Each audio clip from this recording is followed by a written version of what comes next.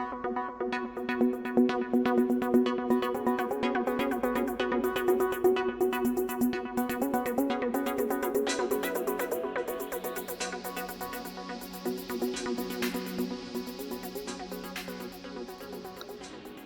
chào các bạn đã quay trở lại với kênh YouTube Âm Kính Đọc Truyện TV.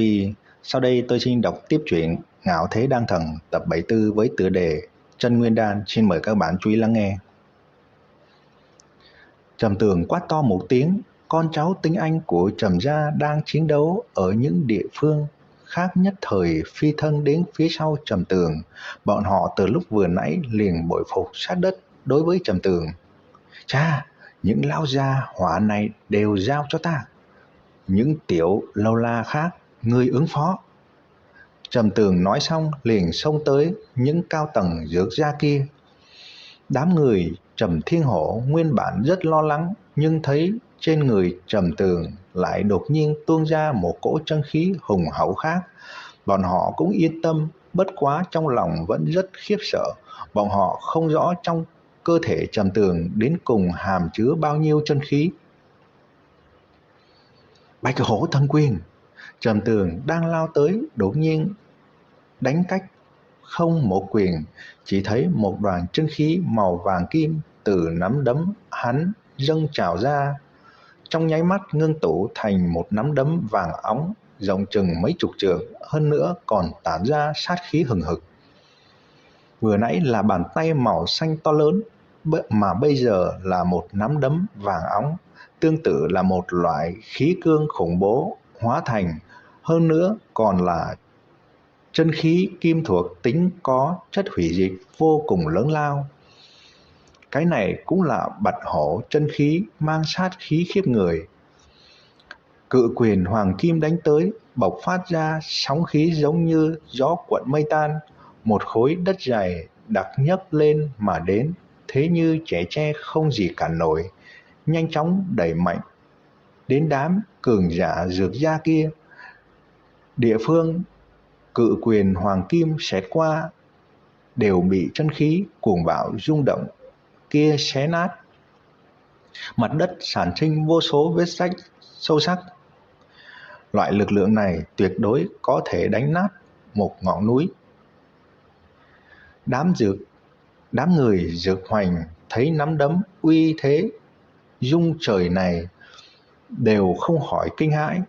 Thời điểm bọn hắn muốn chạy trốn, nhưng phát hiện thân thể của mình bị sóng khí vọt tới kia dây dưa, mà bọn họ cũng vào lúc này đánh mất cơ hội chạy trốn. Bạch Hổ Thần Quyền tạo ra một cái khe rất lớn trên mặt đất, bao phủ những cường giả dược gia này ở bên trong. Khí cương bạo ngược tàn phá bừa bãi thân thể bọn họ.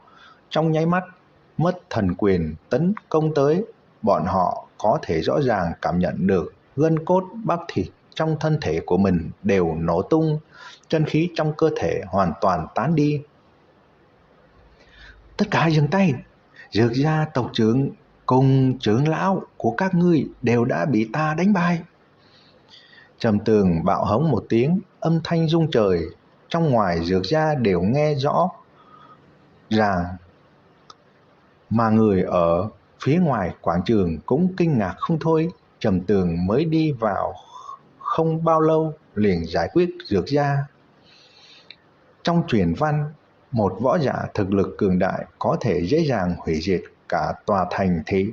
Bây giờ Trầm Tường dễ dàng liền có thể đánh bại một nhóm võ giả mạnh nhất của một gia tộc, trong đó có 3 phàm võ cảnh tầng 8, nhưng ở trước mặt Trầm Tường đều không đỡ nổi một đòn, có thể thấy được tin đồn không giả. Dược Hoành cùng một đám dược gia trưởng lão xương ống cả người vỡ vụn, nhưng bọn hắn còn chưa có chết, chỉ là cả người đau nhức. Mục Hàm oán độc mà nhìn về phía Trầm Tường. Tộc trưởng dược gia cùng các trưởng lão đều thất bại, những người khác của dược gia cũng không dám phản kháng tiếp. Người mạnh nhất dược gia bọn họ đã ngã xuống, bọn họ lại chiến đấu tiếp, chỉ là không có chút ý nghĩa nào. Trầm Tường, các ngươi chờ bị Dược gia Nguyên lão chúng ta trả thù đi. Dược Hoành biết bọn họ chắc chắn phải chết, nhưng hắn biết Dược gia Nguyên lão nhất định sẽ không ngồi yên, không để ý đến. Trầm Tường cười lớn nói, cái kia không thể tốt hơn. Bọn họ có thể tới là hay nhất, ta sẽ đưa bọn họ đoàn tụ cùng các ngươi. Đang khi nói chuyện, Trầm Tường ngưng tụ ra một đạo khí cương, hóa thành một đoạn đao. Hắn phất tay đánh đoạn đao, khí cương bay vụt đi ra ngoài, đinh vào đầu lâu Dược Hoành kia. Đoạn đao khí cương đâm vào đầu lâu Dược Hoành, trong nháy mắt nổ tung. Đầu lâu của Dược Hoành cũng biến thành nát tan, nhìn ra làm người buồn nôn, khiến lòng người sợ hãi. Bọn hắn đều lo lắng Trầm Tường có thể đối với bọn hắn cũng là một chiêu như thế hay không, bọn hắn đều không thể đỡ được. Những người Dược gia khác thấy thủ đoạn máu tanh như vậy đều trở nên an phận lên, dồn dập đầu hàng cầu xin tha thứ. Giờ khắc này, Đan Dược thế gia đứng ngạo nghễ ở Nam Vũ Quốc nhiều năm, trong khoảng thời gian ngắn ngủi bị đánh tan. Hơn nữa đây đều là bọn họ tự tìm, làm người ta khó có thể tin tưởng nhất chính là tạo thành một trọng thương to lớn đối với Dược gia là một thiếu niên 16 tuổi. Ngay cả đám người Trầm Thiên Hổ cũng không nghĩ tới này sẽ là kết quả cuối cùng. Tường Nhi, con dẫn dắt người bị thương rời đi trước. Con cũng mệt mỏi, nơi này liền giao cho chúng ta xử lý đi. Trầm Thiên Hổ la lớn, một hàm uy nghiêm quét mắt những người Dược gia này, để những người này không khỏi rùng mình một cái. Trầm Tường gật đầu, mang theo hơn 100 con cháu Trầm gia có thương tích rời khỏi, trở về Đan Vương Các tiếp tục thu đan dược trị liệu. Mà ngày hôm nay hắn phóng thích toàn bộ Thanh Long chân khí cùng Bạch Hổ chân khí đi, xem như là tiêu hao gần một nửa chân khí. Hơn nữa 3 loại chân khí khác cũng bởi vì hắn sử dụng Càn Khôn chân khí mà tiêu hao không ít. Hắn vẫn là lần đầu tiên tiêu hao nhiều chân khí như vậy. Bên trong Đan Vương Các, Trầm Lộc Tông cùng Đan Vương Mạnh Bá vừa nhận được tin tức, hai lão gia hỏa đều cả kinh lắc đầu liên tục. Bọn họ cũng khó có thể tin tưởng được thực lực của Trầm Tường dĩ nhiên đáng sợ như vậy. Hơn nữa bản thân hắn còn là một luyện đan sư có thiên phú cường hãn. Gia hỏa như vậy nên sớm đi vào những môn phái kia một chút. Nơi như thế này khẳng định không chịu nổi hắn hành hạ. Trầm Lập Tông cảm khái nói, ở chỗ này Trầm Tường có thể nói là khó có địch thủ. Thế nhưng đi đến những môn phái kia hắn cũng chỉ là một tiểu lâu la.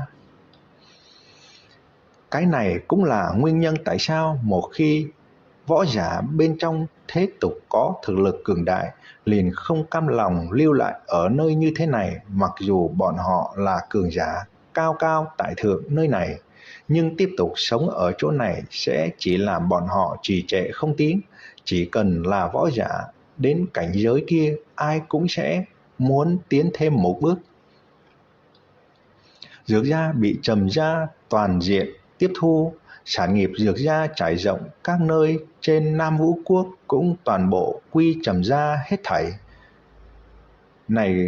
Như thế này không thể nghi ngờ là để Trầm gia trở thành một thế lực cường đại. Bây giờ Trầm gia đã là Nam Vũ Quốc đệ nhất đan dược gia tộc. Mấy ngày trôi qua, chuyện này truyền khắp toàn bộ Nam Vũ Quốc. Những gia tộc khác biết Trầm gia cùng Dược gia khai chiến là chuyện sớm hay muộn, nhưng không nghĩ tới sẽ nhanh như vậy liền kết thúc. Hơn nữa còn là đột nhiên như vậy mà tên tuổi Trầm Tường lần thứ hai được người nghe được. Bởi vì ở trong chuyện này hắn biểu hiện là kinh người nhất. Bên trong hoàng cung, một nam tử anh tuấn sắc mặt tiều tụy quay về một trung niên mặt đầy uy nghiêm nói: Phụ hoàng, lẽ nào chúng ta cứ như vậy quên đi? Trầm Tường không chỉ học trộm Long Vũ của chúng ta, còn đánh ta trọng thương. Tống Vũ lớn tiếng quát tháo nói: Vậy chúng ta nên làm thế nào? Mang binh đi tiêu diệt Trầm gia sao?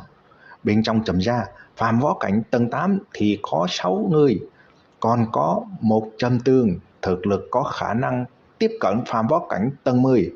Lúc trước Trầm Tường không có giết ngươi, đã xem như là nhân từ rồi, ngươi tự cho mình là thông minh, chỉ có thể có một ít thủ đoạn nhỏ mà thôi. Các bạn vừa nghe xong truyện Ngạo Thế Đan Thần tập 74 với tựa đề Chân Nguyên Đan. Ở video tiếp theo tôi xin đọc tiếp truyện Ngạo Thế Đan Thần tập 75 với tựa đề Luyện Đan Gian Khổ. Xin mời các bạn chú ý theo dõi. Xin chào và hẹn gặp lại các bạn.